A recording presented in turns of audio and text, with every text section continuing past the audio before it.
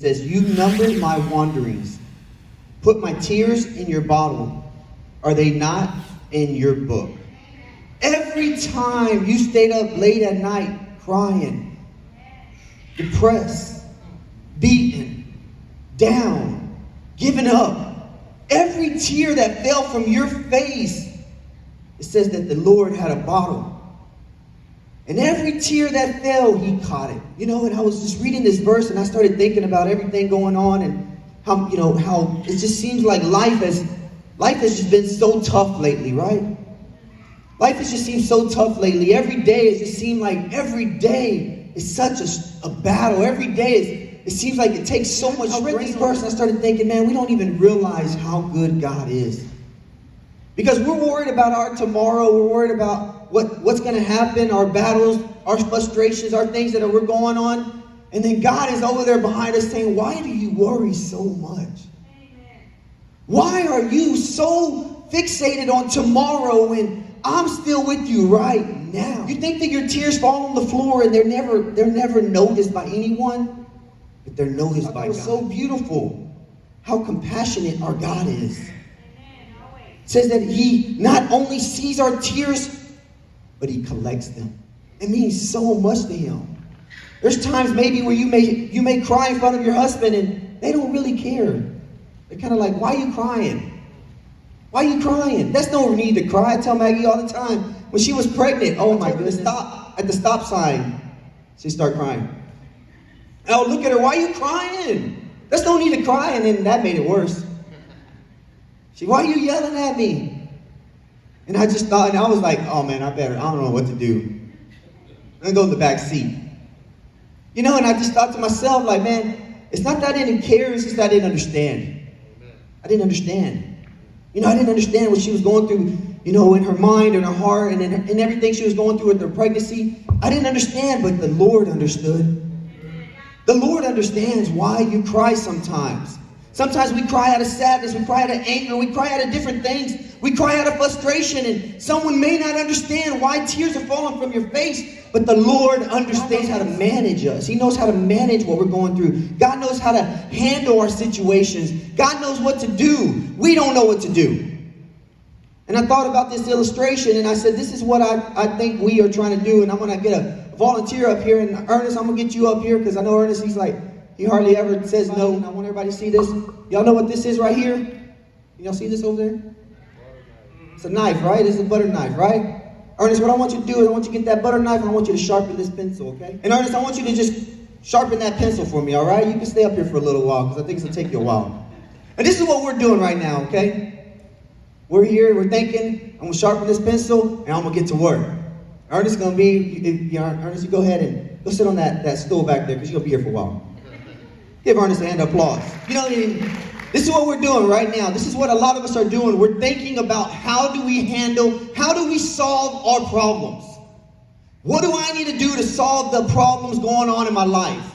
Let me get to work. Let me go look for the first thing I can get. Let me go and start sharpening this pencil. Let me go and start working on this different relationship. Let me go and do what I need to do. Lord, let me just give up. Lord, let me do this, let me do that. And all of a sudden, we keep thinking about how we're going to handle, how we're going to sharpen our pencil. Ernest, how you doing over there? You getting there, right? You about what? Let's say 5% done? We struggle. We have a hard time.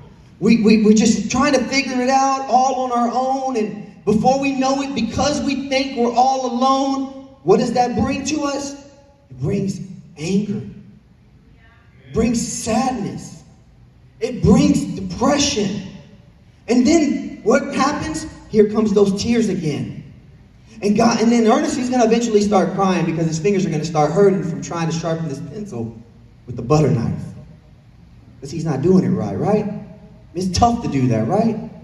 He's going to be a little bit tired and he's going to say, oh man, this was difficult.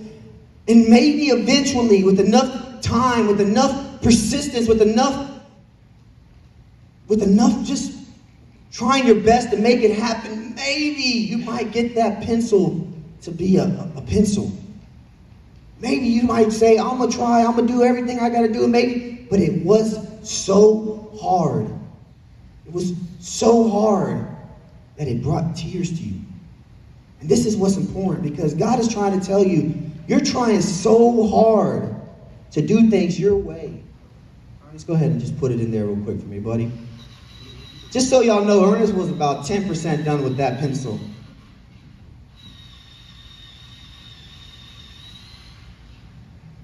Bring me that pencil over here, Ernest. Thank you, Ernest. This is what God does. That's what we're doing in life, guys. Let's give Ernest a hand of applause today. What we're trying to do in life is we're trying to fix our problems. We're trying our hardest to sharpen our lives. We're trying our hardest to do something. Sitting in the back. We're struggling. We don't want to ask anyone for help. We don't want to go to the right person for guidance, for understanding. And I'm sharing this with y'all today because maybe you don't know this, but there is a God who can make things easier for you. You're trying your hardest to do things the wrong way. You're trying to sharpen your life with the wrong items. And God is like a pencil sharpener. He comes in and all you got to do is just let him do all the sharpening. Listen, today, stop struggling. No, things aren't going to get perfect. Things are still going to be difficult. Things are still going to be hard.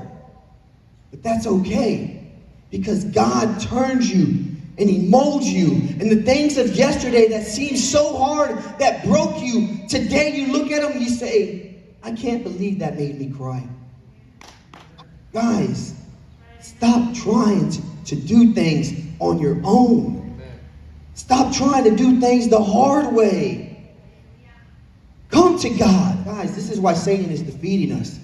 This is why Satan is destroying families. This is why Satan is destroying lives. Because we think that we can get further from God and still be close. We think that we can get further from church, further from the Bible, further from the people of God, further, and we still think that we're close. That maybe it was hard. Maybe the journey was a struggle, but he showed us what he can do. You can't be used. Have you ever tried to use a pencil that hadn't been sharpened? Anybody in here ever try to use a pencil? You ever try to write with a pencil that ain't been sharpened? It can't work. It can't work. But when you get a nice pencil, a nice sharp pencil, and you can write so much better, you can do things so much better, and God is telling you today, this is what our lives are. This is what our lives are. But I want y'all to see this pencil is just like us. All I got to do is that. And it's broken. Right? It's broken. This is what Satan does, is he sees what it is he can do to break you. What he can do to break you. You don't think he knows what can break you? That's what he does, Freddie. Oh, he did. Look at that. Did it so easily. That's how he does it. So easy. He broke it. Freddie, try to use this pencil, man. Is it any good now? Can you write with that? No, right? It ain't no good anymore. Here's your butter knife, man. It's work. He said, no, I'm okay. It ain't gonna happen, right? Now it's difficult, right? But Freddie, throw me that pencil back up here. It ain't no use, right? Well, you know what God does? He says, hey, don't worry about it. Satan try to break you. This is what I'm gonna do. God comes over here, he grabs you.